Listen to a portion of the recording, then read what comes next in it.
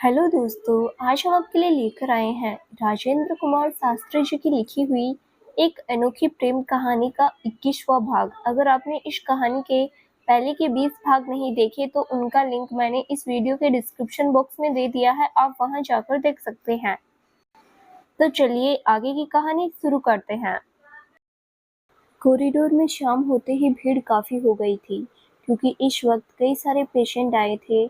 Doctor से लेकर nurses तक सब इधर उधर रूम्स में चक्कर काट रहे थे। काफी हेक्टिक माहौल था। इसी दौरान अदिति डॉक्टर के केबिन में जाकर बैठ गई। डॉक्टर अब तक अपने केबिन में नहीं आया था। वो अपनी टीम और बाकी के डॉक्टर्स के साथ मीटिंग लेने में बिजी था। इस दौरान वो रुद्र के केस को लेकर ही डिस्कस कर रहा था। यही नहीं, उसकी डॉक्टर जॉन से भी बात हो गई थी। इधर दूसरी तरफ अदिति के केबिन में अब भी बैठी डॉक्टर का इंतजार कर रही थी।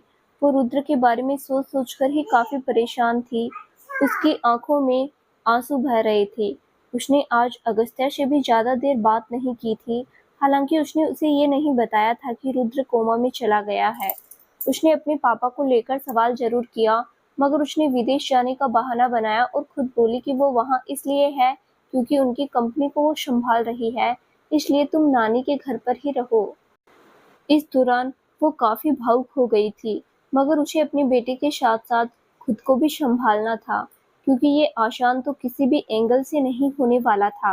अगस्त्या से बात करने के बाद उसने अपनी माँ से बात की। उसने उन्हें यह भी बताया कि काश वो अपने साथ उस पल ही जिद करके रुद्र को लखनऊ ले आती, लेकिन वो उतना हक नहीं जमा सकी थी। पर अब वो खुद को कोस रही थी कि अगर वो उसे अपने साथ लखनऊ ले जाती तो कितना अच्छा होता। उसके साथ रहने से वो खुश रहता। वो ये सब सोचकर ही रो रही थी कि तभी केबिन खुला।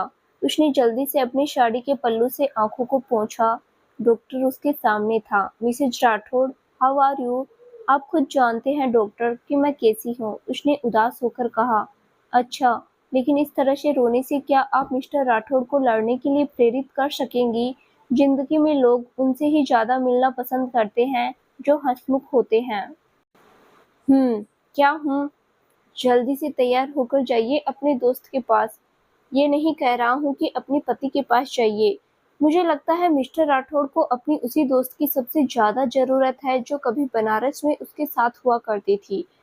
अगर आज आपने अपने पति को कोमा से निकाल लिया तो ये दुनिया का पहला केस हो जाएगा। इससे पहले भी डॉक्टर जॉन के कहने पर एक पिता ने अपने बेटे से कोमा में बात की थी और उसकी स्पीडी रिकवरी हुई थी। उन्होंने उस केस के एग्जाम्पल देते हुए कहा कि मिसेज राठौड़ को कहिएगा कि पेशेंट के सामने खुद को इस तरह से प्रेजेंट कीजिएगा कि उन्हें दुख से ज्यादा खुशी हो, उन्हें जिंदगी खूबसूरत लगने लग जाए। डॉक्टर के इन शब्दों ने अदिति में एक अलग ही जान भर दी। क्या डॉक्टर आप सच कह रहे हैं? क्या सच में मैं उनसे बात कर सकती हूँ? हाँ, क्यों नहीं। आपकी बातें सुनकर एक पल को तो मेरा मन कर रहा था सुनते जाऊं। सच में आप दोनों ने एक खूबसूरत जिंदगी जी है मिसेज राठौड़। आपको उनसे बात करनी चाहिए, क्या पता फिर सब अच्छा ही हो जाए। डॉक्टर ने खड़े होकर कहा। Thank you so much doctor, मैं आपकी एहसानमंद हूँ। अदिति ने अपने दोनों हाथों को जोड़ा और रोने लग गई। अरे ऐसा ना कीजिए, मैं अभी लास्ट बार मिस्टर राठौर का चेकअप कर लूँ, उसके बाद आप अच्छे से तैयार होकर उनसे मिलिएगा। ओके, तब तक आप भी नाश्ता पानी कर लीजिए, उसने मुस्कुराकर कहा। जी डॉक्टर, अदिति बोली और उसके बाद डॉक्टर के केबिन से बाहर आ गई। उसकी आंखों में खुशी के आंसू नजर आ रहे थे। अब वो कैसे भी करके अपने रुद्र से इस तरह से बात करना चाहती थी कि रुद्र को जिंदगी फिर से खूबसूरत लगने लग जाए, उसे कोमा में अधूरापन लगने लगे, ताकि वो कोशिश करके ठीक होने की, अपनी बीमारी से लड़ने की। वो यही सब सोचते हुए बाहर आई। बाहर पहले ही रूबल उसके केबिन के पास खड़ी थी। इस दौरान उसने रूबल से बात की। डॉक्टर ने उसे क्या बताया है वो सब बता दिया। आज रात को रूबल और सुजान दोनों ही उधर ही रहने वाले थे। रूबल को भी अदिति की बातों से लग रहा था जैसे वो रुद्र से अच्छे से बात करके उसे ठीक करने में हेल्प करेगी, लेकिन उसने रुद्र के रूम में जाने से पहले डिनर करने के लिए कहा। उसने दिन में खाना नहीं खाया था, यहाँ तक कि कॉफी या चाय भी नहीं पी थी। इस वजह से रूबल को उसकी टेंशन हो रही थी। भले ही उसके मन में उसको लेकर कई सारे सवाल खड़े हो रहे थे, लेकिन ये भी सच था कि रूबल के लिए उसके छोटे मालिक के ठीक हो जाने से ज़्यादा ज़रूरी कुछ भी नहीं था। ऐसे में वो बस मन ही मन ये प्रे कर रही थी कि अदिति की बात करने की वजह से सब ठीक हो जाए। रूबल के कहने के बाद अदिति जहाँ एक तरफ हल्का डिनर करके तैयार होने चली गई, तो वहीं दूसरी तरफ डॉक्टर ने आखिरी बार रुद्र का चेकअप किया। उसकी कंडीशन स्थिर थी। करीब आधा घंटा बीत चुका था।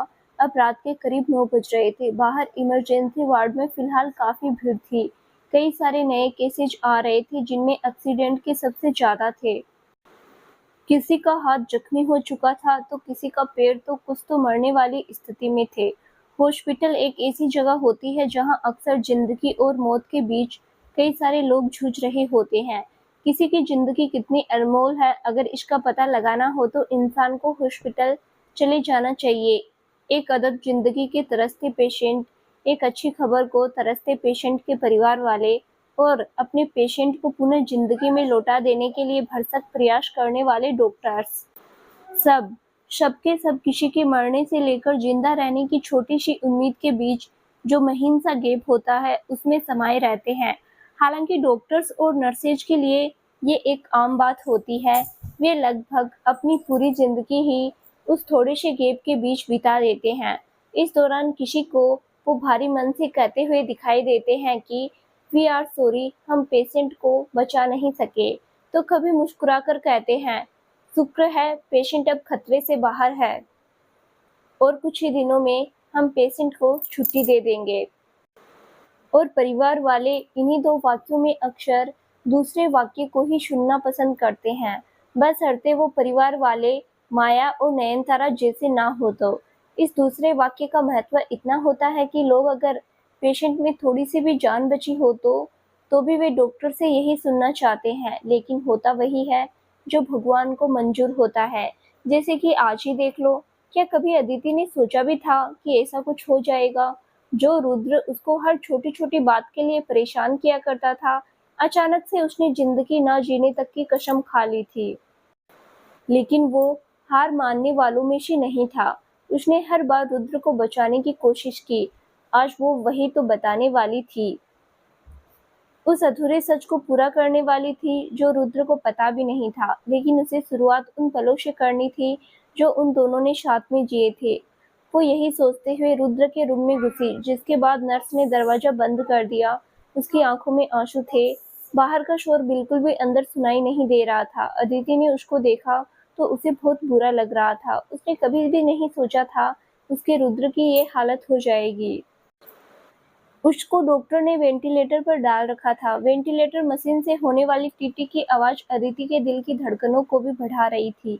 वो रुद्र की हार्ट बीट्स और नब्ज को महसूस कर पा रही थी। उन्हें हार्ट बीट्स को जिन्हें अक्सर वो जब उसे अपनी बाहों में लेती तो महसूस करती थी। वही खेत, वही पगडंडी, दूर दूर तक फैले गेहूं और सरसों के खेत, और गंगा की तलहटी के पास बना उनका वो प्यारा सा घर। उसे सब याद था। भूली नहीं थी वो अपने भोले की छुअन को। वो एक नज़र भर उसको फिर से देखती है और उसके बाद एक छोटी टेबल लेकर उसके पास जाकर बैठ गई।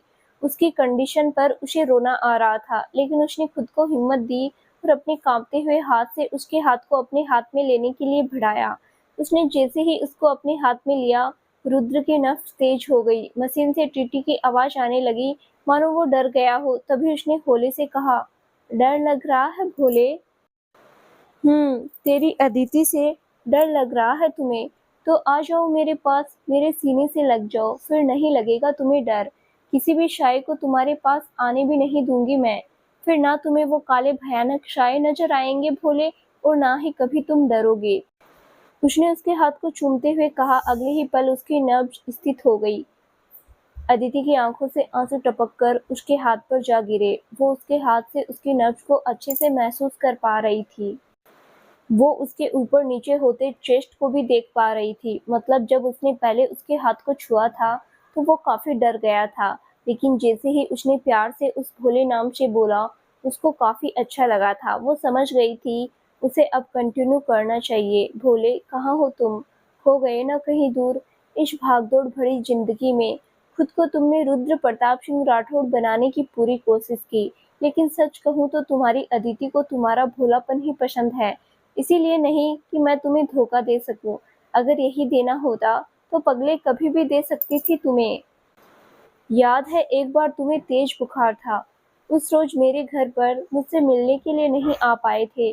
तुम्हारी सौतेली माँ ने तुम्हें रात को नहीं संभाला था, लेकिन उस रोज मैं आई थी चोरी छिपे। जब पता चला तुम्हें बुखार है तो मैंने तुम्हें दवाई दी थी। उसके बाद तुम्हें अपने सीने से लगा कर रखा था। सुबह जल्दी जब मुझे लग गया कि तुम ठीक हो गए हो तो मैं वहां से चली आई थी। सोचो जरा, अगर तुमसे कुछ बदला चाहिए होता तो वो क्यों करती मैं?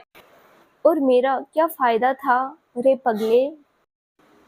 तुम्हें धोखा देने से क्या फ़ायदा बोलो? मेरी आँखों में देखो। क्या तुम्हें लगता है तुम्हारी वो अदिति कभी तुम्हें धोखा दे सकती है? वो अदिति जो तुम्हारी आँखों में एक आँसू तक नहीं देख सकती थी, वो अदिति जो तुम्हारी निश्चल मुस्कुराहट के लिए जी तोड़ मेहनत करती थी, वो अदिति जब तुम कभी थोड़े से भी नाराज़ होते थे, तो तुम्हें मनाने के लिए अपना सब कुछ भुला देती थी। तो पगले, तुम मेरे लिए इम्पोर्टेंट थे, तभी तो करती थी ना मैं वो सब। मुझे तो तुम चाहिए थे, दुनिया की बाकी चीज़ों के लिए मेरे लिए कोई मायने नहीं रखती थी, और आज भी नहीं। आज भी अगर तुम भोले बनो या रुद्र, मैं उतना ही प्यार करती हूँ ना तुमसे। फिर चाहे तुम कितनी भी नफरत कर लो मुझसे। अगर मेरा इतना ही फायदा होता तो मैं तो कब का तुम्हें धोखा दे दिया होता। मैंने तुम्हारे लिए वो सब किया है, आज भी जो कर रही हूँ वो भी तुम्हारे लिए ही कर रही हूँ मैं। कुछ और चाहिए होता तो क्यों करती, पागल। और आज आज तुम मुझसे दूर जाना चाहते हो, आखिर क्यों? क्या होगा इस अदिति का, जो शादी हो जाने के बाद भले ही रुद्र प्रताप सिंह राठौड़ को खुद को छूने की इजाजत ना दे, लेकिन रात को पैरों की मालिश करते भोले को तो गले से लगाकर सो ही सकती है ना?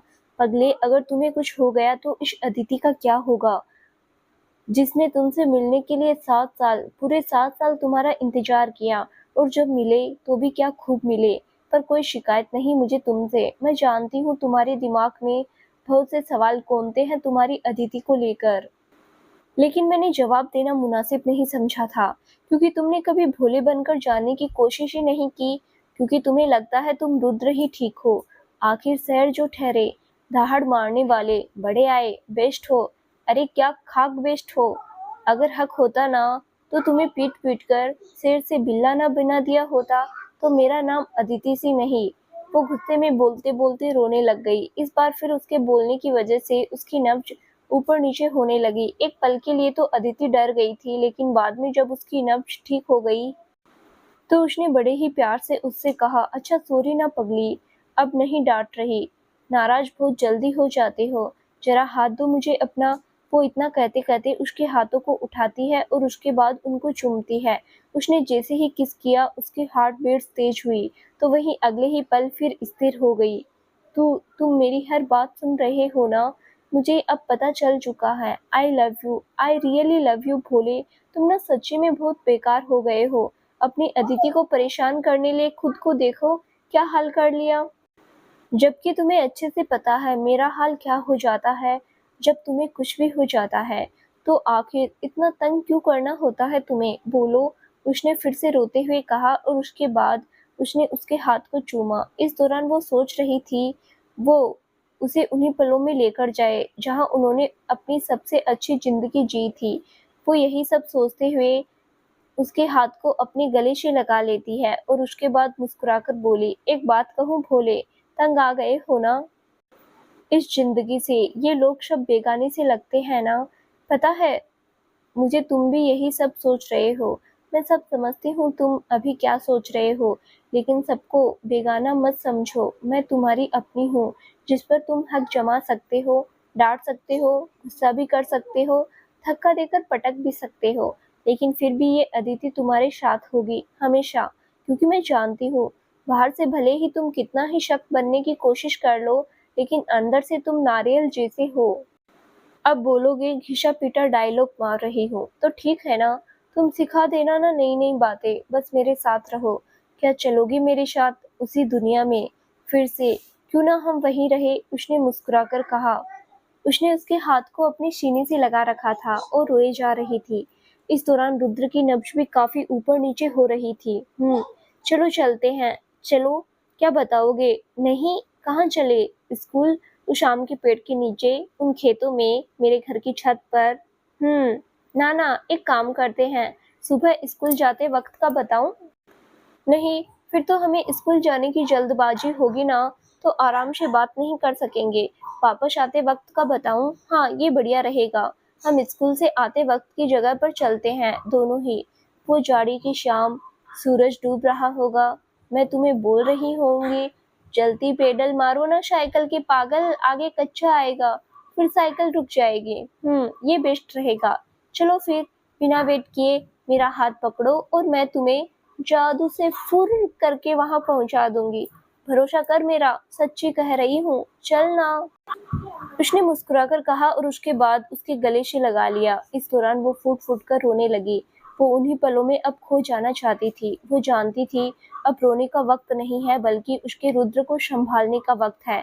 यही सब सोचकर उसने जल्दी से अपनी आंखों को पोंछा और उसके बाद उसके माथे को चूमा। एक बार फिर उसके हाथ को अपने हाथ में लिया और सीने से लगाकर बैठी गई। वो सोच रही थी वो आखिर उसे कैसे इतने बेहतरीन तरीके से बताए कि रुद्र को ऐसा महसूस हो जाए जैसे वो दोनों उसी वक्त में पहुंच गए हैं। फिलहाल वो यही सोच रही थी। हालांकि उसका तरीका क्या रुद्र को कोमा से बाहर निकाल पाने में कारगर साबित हो सकेगा, ये एक बड़ा सवाल था। प्रिय पाठकों, कहानी अब रुद्र और अदिति की जिंदगी के उन पलों में जाएगी जहां वो दोनों एक दूसरे से बेइंतहा मोहब्बत करते थे। यही नहीं, आपको अब ये भी पता चलेगा कि आखिर कैसे रुद्र की सौतेली माँ, विराज और बाकी लोगों ने मिलकर उनकी हंसती खेलती जिंदगी को तबाह कर दिया था। इन सभी सवालों के जवाब मिलेंगे। बस निरंतर पढ़ते रहिए। और कहानी कैसी लग रही है आप लोगों को, ये कमेंट बॉक्स में जरूर बताइए। करीब 7 साल पहले बनारस, जाड़े के दिन चल रहे थे। दिसंबर महीने का आखिरी सप्ताह था, इस वजह से कड़ाके की ठंड पड़ रही थी। अभी शाम के 5 ही बजे थे, लेकिन उत्तरी हवाओं और आसमान में छाए बेमौसम बादलों की वजह से ठंड काफी ज्यादा बढ़ गई थी। रुद्र एक एटलस साइकिल को चला रहा था। वो पतला दुबला सा युवक था, तो वहीं उसके ठीक आगे साइकिल के डंडे पर दोनों पैर एक तरफ निकाले अदिति बैठी हुई थी। ठंड के मारे उसके दांत किटकिट की आवाज कर रहे थे। वो पेडल को थोड़ा और तेज से मार रहा था। उन दोनों के ही बस्ते पीछे की सीट पर रखे हुए थे। इस दरमियान उन दोनों के बीच बात नहीं हो रही थी। वे काफी चुप थे, मानो रुद्र नाराज हो। तभी अदिति बोली, तो तुम अब मुझसे बात नहीं करोगे? उसने मुंह बनाते हुए पूछा। मेरा अभी कोई मूड नहीं है, तुम चुपचाप बैठो। वैसे भी 80 किलो की मोटी पांडा को घसीटते घसीटते मेरे पैर दर्द करने लगे हैं। और अब आगे वो कच्चा आने वाला है। उसकी सांस फूल चुकी थी, क्योंकि उसे ज्यादा जोर से पेडल मारने पड़ रहे थे। ऊपर से आगे करीब 30 फीट रास्ते में कच्चा भी था। वो एक कच्चे रास्ते से आगे बढ़ रहे थे, जिस पर वे ट्रैक्टर गुजरा करते थे। तो मैं क्या करूं? तुझ में दम ही नहीं है और मैं 80 किलो की नहीं हूँ, आई समझ। अदिति ने मुंह बनाते हुए कहा, मुझे तो उतने की ही लग रही हो, मानो 80 किलो की बोरी हो। अच्छा, may be you don't know, class में बहुत सारे लड़के ऐसे हैं जो इस 80 किलो की बोरी को उठाने के लिए हमेशा तैयार रहते हैं, आई समझ। ओए सुन, बकवास की ना तो यही जमीन पर पटक दूंगा। बड़ी आई इस बोरी को उठाने वाले। यू आर माई वाइफ और तुम्हें उठाने का हक सिर्फ मुझे ही है। किसी और के बारे में सोचा भी तो। जली ना, जली ना। तो फिर पहले भी कहा था ना कि बकवास ना किया करो, वरना ऐसे ही जलाऊंगी कि पूछो मत। उसने खिलखिलाकर हंसते हुए कहा, जिसके बाद रुद्र ने मुंह फुला लिया। हाय मेरे भोले जी, कितने सोने लगते हो। तुम्हें जब पंजाबी ढंग से बोलनी ना आती हो तो ना बोला करना। और वैसे भी बनारस की लड़की पंजाबी में बोलती है तो बकवास लगती है, उसने मुंह बनाते हुए कहा। और उसके बाद फिर से आगे देखने लगा। अच्छा, वैसे फॉर योर काइंड इंफॉर्मेशन पति देव आगे कच्चा आने वाला है, तो पेडल थोड़े जोर से मार लो, वरना उतरना पड़ेगा नीचे। हाँ हाँ ठीक है। रुद्र ने सामने के कच्चे को देखने के बाद खड़े होकर पेडल मारने शुरू कर दिए। अदिति के चेहरे पर इस दौरान शैतानी मुस्कुराहट थी। हिलना मत तुम अब, ओके, वरना गिर जाएंगे। ठीक है, मैं भला क्यों हिलूंगी, तुम मारो जोर से पेडल। ये इस दौरान उसकी जुल्फे उठ रही थी। साइकिल इस दौरान कच्चे को पार करने लगी थी। वो फुल स्पीड में और तेज पेडल मार रहा था कि तभी अदिति जानबूझकर थोड़ी सी हिल गई। अगले ही पल साइकिल का बैलेंस बिगड़ा और उसके बाद वो दोनों पास ही के गेहूं के खेत में धड़ाम से जा गिरे। साइकिल रास्ते पर ही रह गई तो वहीं दूसरी तरफ रुद्र और अदिति दोनों लुढ़कते हुए खेत में चले गए। आए माँ, मार डाला रे कमीनी, ये क्या किया तुमने? जानबूझकर किया ना? आई नो तुम्हें मजा आता है ये सब करने में, रुद्र ने करहाते हुए कहा। उसके घुटना सीधा गिरते वक्त जमीन से टकराया था। क्यों? तब तो अच्छे से बात नहीं कर रहे थे ना तुम? अब इसकी सजा ये है। तेरी गलती नहीं क्या? वो घुटना पकड़कर बैठ गया। प्यारे पतिदेव जी, लगती तो है ही, लेकिन आपके साथ यूं गिरने का भी कुछ और ही मजा है। फिर हाथ देकर खड़ा करते हो, उसके बाद इसे इस प्यारे से चेहरे पर जो गुस्सा तैरता है ना, उफ, क्या ही कहूँ, मतलब मेरा दिन बन जाता है। उसको देखने के लिए ही तो ऐसा करती हूँ। ये कहकर अदिति बड़े बड़े ही हंस रही थी। इस दौरान उसके कपड़े भी खराब हो गए थे। तुम ना कभी नहीं सुधर सकती। हाँ तो सुधार दो। उसने उसकी कॉलर पकड़ी और उसके बाद अपनी तरफ खींचा। वो बड़े प्यार से उसको देख रही थी। अच्छा, ऐसे तो बड़ी रोमांटिक बने फिरती हो, जब छूता हो तो भाग जाती हो। हाँ, क्योंकि आगे नहीं बढ़ते हो ना। फिर वही घिसा पिटा डायलॉग शादी के बाद, फिर चाहे शादी बुढ़ापे में ही क्यों ना करो, उसने मुंह बनाते हुए कहा। हाँ तो इतनी ठरक भरी पड़ी है तो फिर मुझसे प्यार ही क्यों किया, उसने साइकिल को उठाते हुए कहा। ठरक ठरक नहीं भरी पड़ी है, तुम छूते हो ना तो अच्छा लगता है, और कोई अगर तारीफ भी कर दे ना तो मन करता है मुंह तोड़ दूं उसका। आई समझ? तो आगे से बकवास ना किया करना, उसने आंखें दिखाते हुए कहा। गुस्सा तो हो जाती हो तुरंत। सॉरी, अब देखो तेरी इस तरह की हरकतों की वजह से स्वेटर गंदी हो गई तेरी। रुद्र ने साइकिल को स्टैंड पर लगाया और उसके बाद उसकी स्वेटर को झुड़काते हुए कहा। उसके बाद वो उसके बालों को भी सही से करता है। अदिति की आंखों में अब चंचलता की जगह सीरियसनेस भर गई। जब वो इस तरह से डांटकर उसकी केयर करता था तो उसे बहुत अच्छा लगता था। वो उसे यूं एकटक बड़े ही प्यार से देखी जा रही थी। इस दौरान वहां दूर दूर तक कोई नहीं था, बस दूर तलक फैला हुआ उनका फार्म। उसको यूं अपनी तरफ देखता हुआ देखकर जैसे ही रुद्र ने देखा वो बोला, क्या? कुछ नहीं, वो बोली और उसके बाद उसने तुरंत उसे गले से लगा लिया।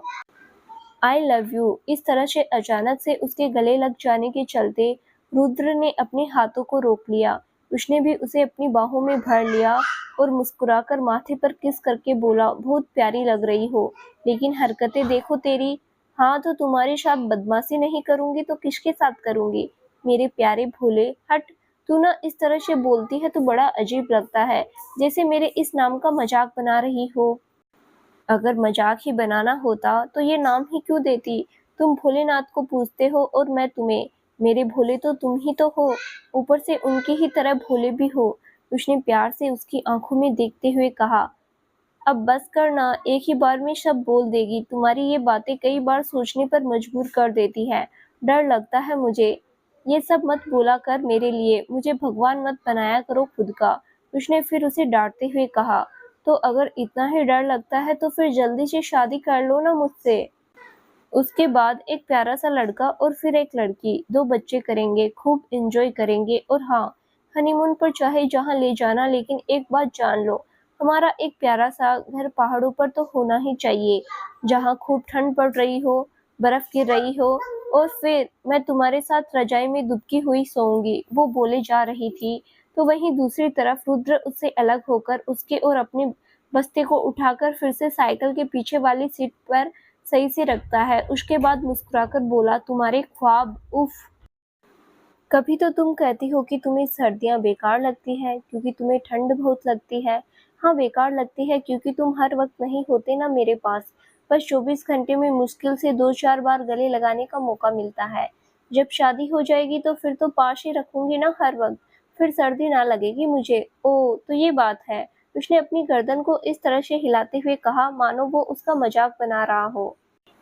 जाओ, मैं बात ही नहीं कर रही तुमसे, हर वक्त मेरे ख्वाबों का मजाक बनाते हो। ऐसा कुछ नहीं है पागल, ऐसा ही है, उसने फिर से मुंह बनाते हुए कहा और उसके बाद आगे आगे चलने लगे। इस दौरान उसको काफी ठंड महसूस हो रही थी और उसके दांत अब भी किटकिट की ध्वनि कर रहे थे। वो कुछ आगे बढ़ चुकी थी। फिलहाल वो दोनों ही अदिति के घर से थोड़ी दूरी पर थे।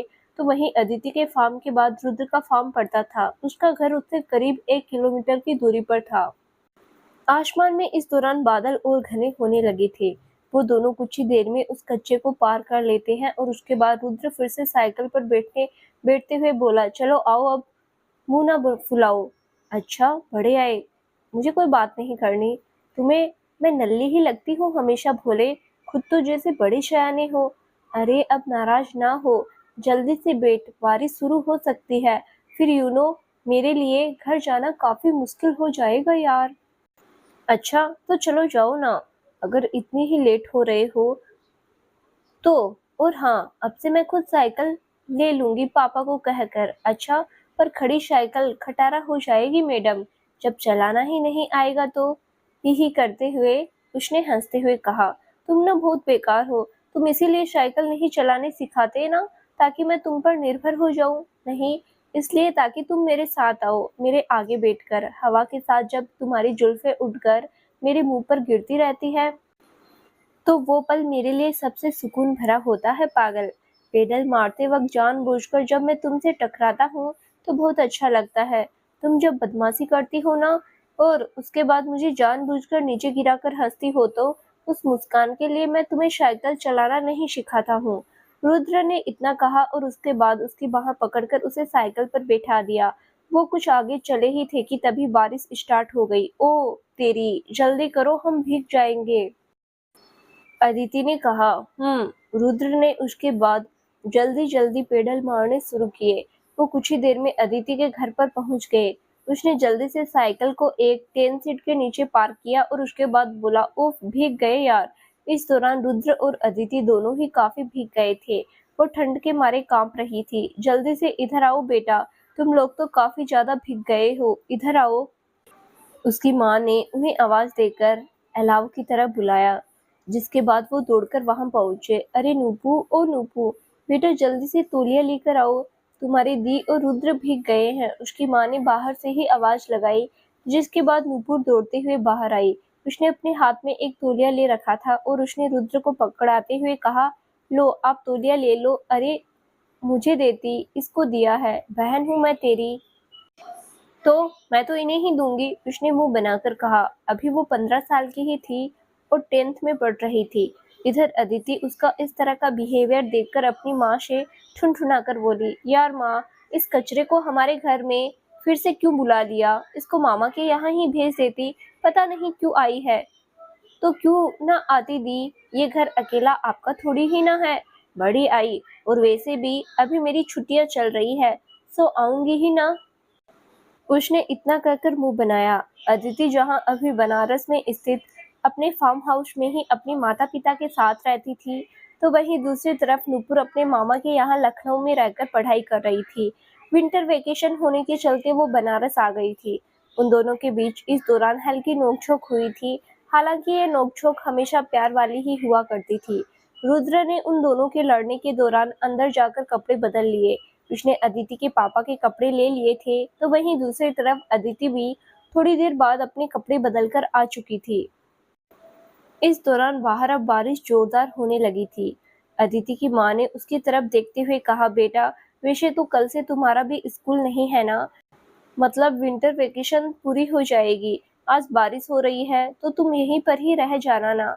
उसकी माँ ने रुद्र से कहा, ठीक है आंटी, बस पापा कुछ ना कहे। अरे पापा क्या कहेंगे, वैसे भी अब ठंड में क्या करोगे उधर जाकर?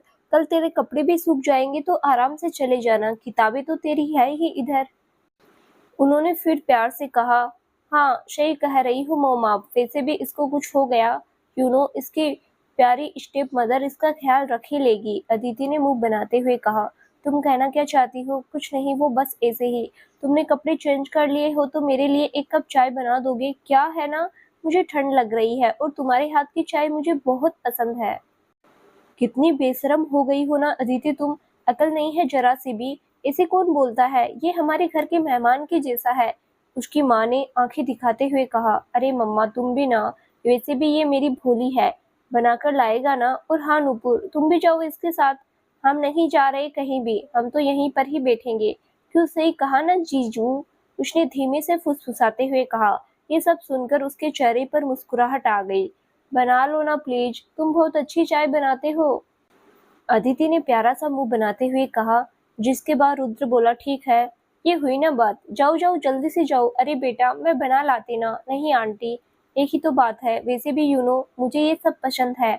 आप तब तक पापा को कॉल करके बोल दो कि मैं नहीं आ पाऊंगा। ठीक है, कह रही हूँ, उन्होंने मुस्कुराकर कहा। और उसके बाद उन्होंने रुद्र के पापा को कॉल लगाया। तो वहीं दूसरी तरफ रुद्र और नुपुर दोनों ही किचन में चले गए। हेलो, सामने से रुद्र की सौतेली माँ नयनतारा बोली। हेलो, मैं अदिति की माँ बोल रही हूँ। वो दरअसल आज बारिश हो रही है ना, सो रुद्र यहीं पर ही रुक रहा है, कल सुबह आ जाएगा। आप उसकी टेंशन ना लेना, ठीक है? कह दूंगी, रुद्र की सौतेली माँ ने कॉल कट करते हुए कहा। इस दौरान उसके रूम में माया के अलावा कोई नहीं था।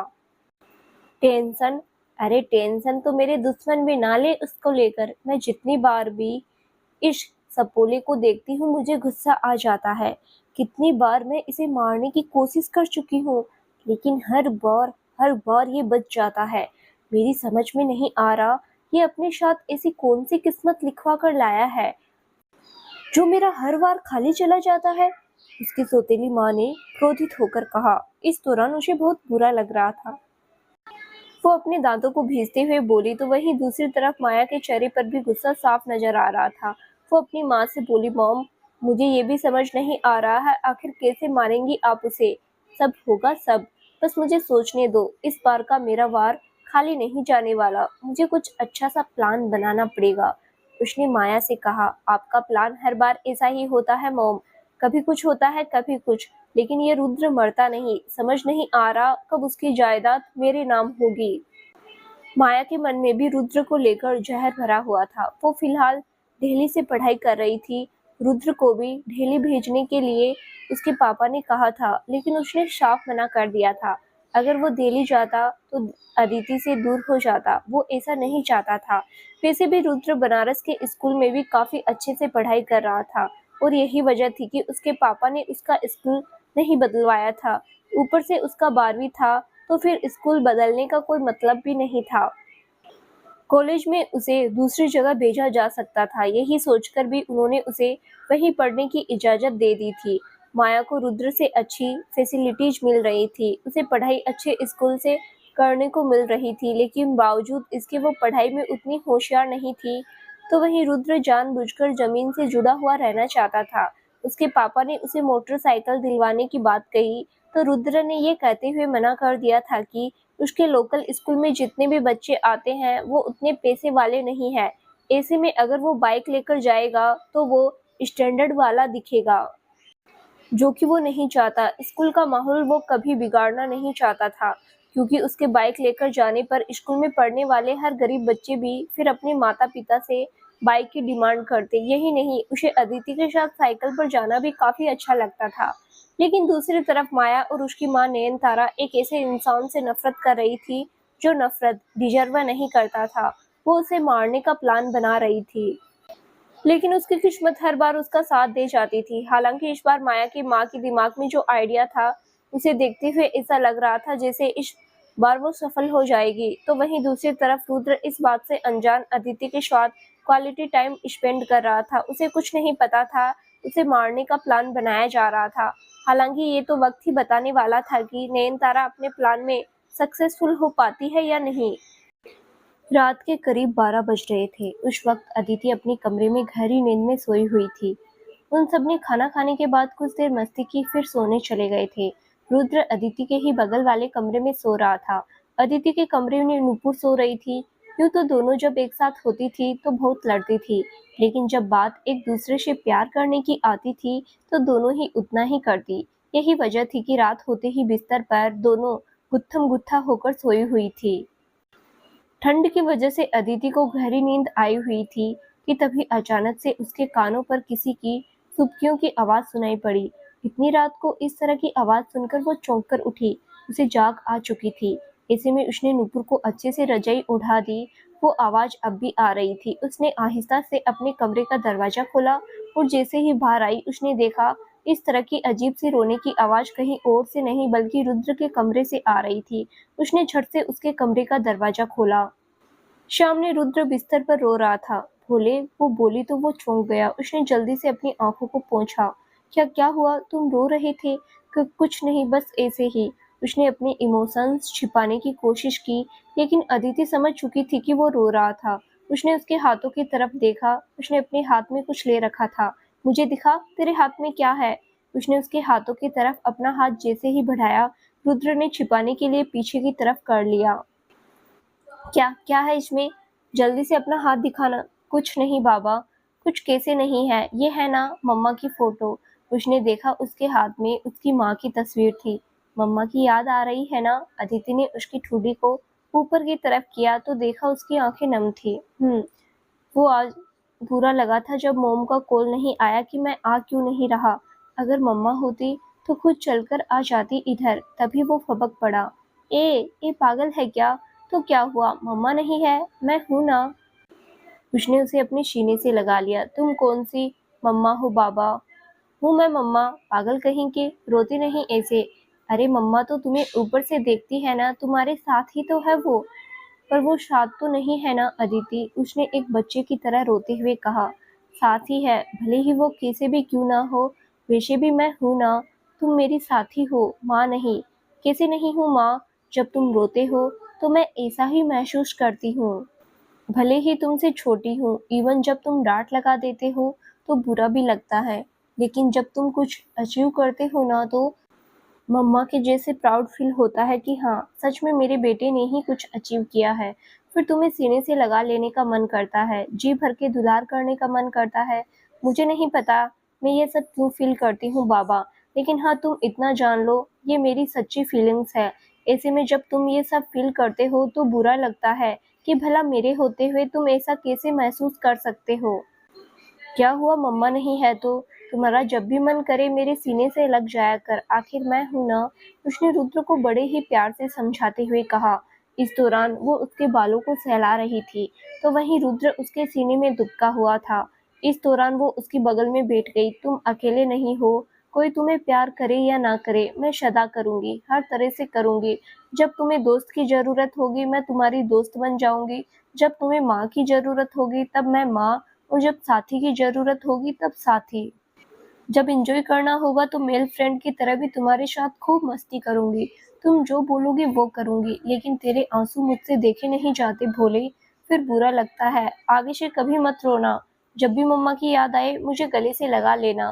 तुम्हें किसी और से एक्सपेक्ट करने की जरूरत नहीं होगी। मैं हूं ना। वो उसे बिस्तर पर लेटाती है और उसके बाद उसे रजाई ओढ़ा देती है। इस दौरान वो खुद भी उसके बगल में ही लेट गई थी। उसके घर के बाकी के लोग सो रहे थे।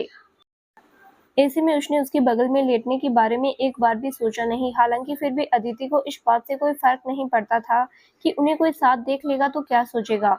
अदिति की माँ भी जानती थी कि उन दोनों के बीच किस तरह का रिश्ता है। ऐसे में फिर वो बिना किसी परवाह के उसके साथ सो गई थी। वो किसी बच्चे की तरह सुबक रहा था। वो जानती थी वो कितना मासूम है। उसे जो महसूस होता है वो बयां कर देता है, ना कि अपने दिल में रखता है। वो उसके सामने कभी अपनी फीलिंग्स को रोक कर नहीं रखता था। यही बात उसे सबसे अच्छी लगती थी। वो सब उगल देता था, फिर चाहे प्रेम हो, नफरत हो या फिर कुछ और। इस दौरान अदिति के समझाने और उसके साथ प्यार से बात करने के चलते उसका मूड ठीक हो गया। जहाँ पहले उसे नींद नहीं आ रही थी वहीं अब उसे नींद आ चुकी थी।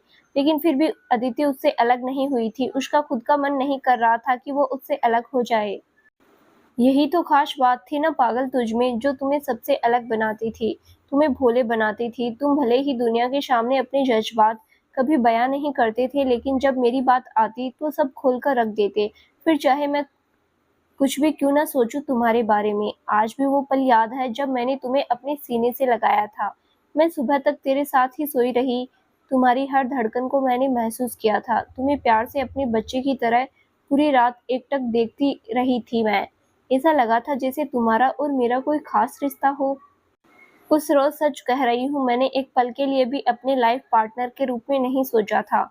अक्सर जब तुमसे गले लगती थी तो मैं पिघल सी जाती थी। तुमसे जी भर के प्यार करने का मन करता, किस करने का मन करता, लेकिन उस रात को ऐसा महसूस नहीं कर रही थी। उस पल बस तुम्हें दुलार करने का मन किया था। पता नहीं कैसे उस उम्र में मेरा अजीब सा मातृत्व जाग गया था। I am really sorry. मुझे नहीं पता वो सब कैसे महसूस हुआ, लेकिन मैंने किया था। तुम्हारे सर की कसम। शौर्य तुम्हारे नहीं, आपके सर की कसम। आखिर अब तो रुद्र प्रताप सिंह राठौड़ जो बन गए हो ना आप। अगर मेरे लिए दिल में सवाल थे तो क्यों नहीं उस दिन गले लगकर मुझसे पूछ डाले थे आपने। आखिर क्यों नहीं भोले बनकर मेरे सीने में लिपटे थे। बताती ना सब, लेकिन मेरे भोले को। खैर, अब आपने खुद को इस हाल में पहुंचा लिया है कि मन करता है बस पीट डालूं मैं आपको। लेकिन अगले ही पल एहसास होता है, कितनों ने आपके साथ गलत करने की कोशिश की ना। किसी ने शायद आपको अपना नहीं समझा, और जिसने समझा उससे भी उन लोगों ने साजिश करके अलग करवा दिया। जी हाँ, झूठ नहीं बोल रही, मेरे उस भोले की कसम। एक रोज जब मैं आपके घर आपकी कॉपी लेने के लिए आई थी तो मैंने ऐसा कुछ सुना कि मेरे पैरों तले जमीन निकल गई थी। लेकिन आपको ये बात बताऊं कि आपके खिलाफ क्या साजिश की जा रही थी और कौन कर रहा था, ये बताने से पहले मैं आपको कुछ और बताना चाहती हूँ। पहले उस बात को ध्यान से सुनना, क्योंकि हो सकता है आपको धक्का लगे, फिर शायद मैं खुद को माफ ना कर सकूं कभी। अदिति ने रोते हुए रुद्र का हाथ पकड़ा। वो हॉस्पिटल में थी। वो प्यार से उसके सिर को सहला रही थी। वो आगे की कहानी बताती इससे पहले उसे काफी ज्यादा डर लग रहा था, क्योंकि वो जानती थी कि अपने अतीत के राज से पर्दा उठाते वक्त अगर रुद्र ने कुछ गलत सोच लिया तो कहीं दिक्कत ना हो जाए। यही वजह थी कि उसे सब स्टेप बाय स्टेप बताना था। ये सब सोचते हुए उसने एक बार फिर से उसे गले से लगाया। उसके बाद उसके हाथ को चूमा और बोली, सबसे पहले तो आई एम रियली सॉरी जो मैं इस घटना को आपको वक्त पर नहीं बता सकी थी। काश उस दिन मैंने ज्यादा सबूत इकट्ठा करने के बारे में न सोचा होता। खैर, अब जो भी हो, लेकिन आप बस इतना जान लीजिए, आज जो मैं सच आपको बताने जा रही हूँ उसे जानने के बाद शायद आपको खुद को यकीन ना हो, शायद रिश्तों से आपका भरोसा ही उठ जाए, लेकिन फिर भी मैं जो भी बताऊंगी मैं सच ही बताऊंगी। तो सो प्लीज इसको झूठ मत मानना, क्योंकि आपको झूठ बोलने से मेरा कोई फायदा नहीं होने वाला है। उसने प्यार से उसके हाथ को एक बार फिर चूमा और उसके बाद आगे की कहानी बताने के लिए तैयार हो गई। इधर दूसरी तरफ रुद्र की नब्ज कुछ देर के लिए तो तेज हुई, लेकिन बाद में स्थिर हो गई। मौसम थोड़ा सुहावना है आज। 2 दिन पहले ही बेमौसम बारिश हुई थी, इस वजह से ठंड थोड़ी बढ़ गई थी, लेकिन आज मौसम साफ होने के चलते हल्की गुनगुनी धूप निकल गई थी। दोपहर के करीब 3 बज रहे थे। अदिति अपने घर से पैदल ही रुद्र के घर की तरफ निकलती है, क्योंकि उसे उसकी एक नोटबुक चाहिए थी। अभी शीतकालीन छुट्टियों के सिर्फ 4 दिन बाकी है, ऐसे में उसे होमवर्क भी जल्दी जल्दी खत्म करना है। वो यही सोचकर जल्दी जल्दी उसके घर की तरफ कदम बढ़ा रही थी। कुछ ही देर में वो उसके घर पहुंच गई। उस वक्त वहां न उसके घर के आगे उसका ट्रैक्टर नजर आ रहा था और ना ही गाड़ी। शायद रुद्र और बाकी के लोग उसके घर पर नहीं थे। वो धीरे धीरे आगे बढ़ती है। उसे उसके घर जाने में तब बड़ा अजीब लगता था जब रुद्र घर पर नहीं होता था। ऐसे में उसे वहां एक अजीब सा डर महसूस होता था। जब वो उसकी सौतेली माँ की आंखों में देखती थी तो उसे उसकी आंखों में उसके प्रति भयानक नफरत नजर आती थी। वो यही सोचकर घर की तरफ बढ़ रही थी कि वहां रुद्र हो। वो घर के अंदर घुसी तो उसने देखा एक अनजान आदमी उनके घर की तरफ बड़ी जल्दी जल्दी दौड़ता हुआ आ रहा था। वो ये सब देखकर एक ट्रॉली के पीछे छिप गई। उसे कुछ गड़बड़ लगी, इसलिए वो उस पर नजर बनाकर रख रही थी। कुछ ही देर में वो अनजान आदमी, जिसने अपने चेहरे को स्कार्फ से ढक रखा था, वो उसके घर की मुख्य बिल्डिंग की तरफ चला गया। ये सब देखकर अदिति भी चोरी छिपे उसके घर के अहाते की तरफ आ गई। वो जानना चाहती थी वो कौन है। उसने अहाते की तरफ ओपन होने वाले दरवाजे को आहिस्ता से खोला और उसके बाद वो अंदर घुसी। आप, हे भगवान, आप इस वक्त क्यों आए हैं? मैंने बोला था ना आप देर रात को आना, अभी कोई आ गया तो। उसने नयनतारा की आवाज सुनी। डार्लिंग, मुझसे रहा नहीं गया। विराज ने बोला था कि मैं जल्द से जल्द ये प्लान तुम तक पहुंचाऊं, क्योंकि अगर तुमने अपने प्लान के हिसाब से उसको मारने की कोशिश की तो दिक्कत हो जाएगी। उसे उस आदमी की आवाज सुनाई दी। ये किसे मारने की बात कर रहे हैं? अदिति मन ही मन सोचती है। पर वो प्लान फोन पर भी तो बता सकता था ना। फोन पर नहीं बता सकता था। बहुत बड़ा प्लान था। सब ध्यान से किया जाएगा तभी कुछ होगा। उसने तुम्हारे प्लान को ही अच्छे से बनाया है। इसी प्लान के हिसाब से वो सपोला मारा भी जाएगा और किसी को भनक तक नहीं लगेगी कि उसे किसने मारा है। ऊपर से मेरा मन भी तो था तुमसे मिलने का। भले ही मैंने तुम्हें एक मकसद से इस घर में भेज दिया था, लेकिन हो तो तुम मेरी वाइफ ही ना। भला मैं तुमसे मिले बिना कैसे रह सकता था नयनतारा, वरना मैं विराज को भेज देता। उस आदमी की यह सब बात सुनकर अदिति दंग रह गई कि कौन वाइफ किसकी वाइफ, उसे समझ नहीं आया। आखिर वो किस सपोले की बात कर रहा है। उसे पहले भी उसकी सौतेली माँ पर शक होता था, लेकिन उससे जुड़ा हुआ आदमी इस तरह से मरने मारने की बात करेगा उसने कभी सोचा भी नहीं था। यही नहीं, उसके पास उस वक्त ऐसा कुछ भी नहीं था जिसकी वजह से वो कोई सबूत भी इकट्ठा कर सके। यही नहीं, वो ये भी समझ नहीं पा रही थी कि आखिर वो आदमी कौन है जिसने उसके सौतेली माँ को ये बोला था कि वो उसकी वाइफ है। उसे कुछ भी समझ नहीं आ रहा था, लेकिन फिर भी वो सुन रही थी। आप इस तरह से मत आया करो, कहीं कुछ गड़बड़ हो गई तो। वैसे भी पहले ही किस्मत काम नहीं कर रही है, कहीं पकड़े गए तो दिक्कत ना हो जाएगी। नयनतारा की बात सुनकर अदिति को कुछ समझ नहीं आ रहा था कि आखिर ये सब क्या हो रहा है। यही सब सोचकर उसका दिमाग भन्ना गया था, लेकिन उसके सवालों का जवाब उसे नहीं मिल रहा था। तभी अगले ही पल वो आदमी बोला, सब हो जाएगा, तू टेंशन मत ले। इस बार हमें सफलता हाथ लगकर ही रहेगी। आई होप, लेकिन मुझे तो सच में अब मेरी किस्मत पर भरोसा नहीं है। कहीं हर बार की तरह वो सपोला इस बार भी न बच जाए। नयनतारा की यह बात सुनकर तो अदिति के पैरों तले जमीन ही खिसक गई। उसे समझ नहीं आ रहा था कि आखिर वो किसे मारने की बात कर रही है। इस दौरान वो काफी ज्यादा डर गई थी। वो जानती थी कि वो काफी रहस्यमयी औरत है, लेकिन इस तरह का भी उसके दिमाग में चलता है, ये अदिति नहीं जानती थी। उसे इस दौरान अजीब सा डर लग रहा था। हालांकि वो समझ नहीं पाई थी कि वो किसे मारने की बात कर रही है। एक काम करती हूँ, मुझे लगता है मुझे अभी यहाँ से जाना चाहिए, सबूत इकट्ठे करना चाहिए। ये आदमी सच में इसका पति है या नहीं, इसका भी पता लगाना है। मुझे रुद्र को सब बताना होगा, लेकिन उसको यकीन दिलाने के लिए सबूत होने जरूरी है। अदिति ने खुद से कहा। वो जानती थी कि रुद्र अपनी सौतेली माँ पर ब्लाइंडली ट्रस्ट करता था। ऐसे में फिर अगर वो नयनतारा को लेकर कुछ भी गलत बताती तो वो उससे गुस्सा हो सकता था। यही वजह थी कि अगले कुछ दिनों के दौरान उसने उस पर नजर बनाकर रखने के बारे में सोचा। वो यही सब सोचते हुए फिर से उसकी आवाज सुनने पर ध्यान देती है। तभी उसके कानों पर नयनतारा की आवाज पड़ी, आप फिक्र मत करो, अभी जाओ। जा रहा हूँ। उस आदमी की यह बात सुनकर अदिति सोचने पर मजबूर हो गई थी। उसे समझ नहीं आ रहा था आखिर वो क्या करने वाले हैं। वो यही सब सोचते हुए दबे पांव ही उस आदमी से पहले घर के अहाते से होकर अपने घर की तरफ चली गई। इस दौरान उसके दिमाग में अब यही चल रहा था कि आखिर वो रुद्र को कैसे उसकी सौतेली माँ के बारे में बताए कि वो कुछ बड़ा करने वाली है। अगर वो बताएगी तो क्या वो उस पर यकीन करेगा। ऐसे ही कई सारे सवाल उसके दिमाग में कौंध रहे थे। इस दौरान उसे मन ही मन ये भी तय कर लिया था कि वो रुद्र को बताने से पहले सभी जरूरी सबूत भी इकट्ठा करेगी। वो यही सब सोचते हुए दौड़कर अपने घर की तरफ चली गई थी। इस दौरान जो बातें उसने आज सुनी थी वो सच में दिल दहला देने वाली थी। उसे एक बड़ी अनहोनी होने की आशंका थी, जिसे अब वही टाल सकती थी, लेकिन कैसे, उसे ये समझ नहीं आ रहा था। यही नहीं, उसे ये भी पता नहीं चला था कि वो जिस शख्स को मारने का प्लान बना रहे हैं वो कौन है, उसे किस डेट को और कौन से प्लान के साथ मारेंगे। हालांकि उसे इतना तो पता चल ही चुका था कि वो उसे एक ऐसी मौत देंगे जो एक्सीडेंटल लगे, लेकिन उसे ये पता नहीं था कि वो अब आगे क्या करेगी। आखिर क्या करेगी अब अदिति। कोमा में गए हुए रुद्र का ये सच जानकर क्या होगा रिएक्शन, जब उसे अपनी सौतेली माँ नयनतारा की सच्चाई पता चलेगी। जानने के लिए इस कहानी का अगला भाग जरूर देखें, जो बहुत जल्द ही इस चैनल पर प्रसारित किया जाएगा। धन्यवाद।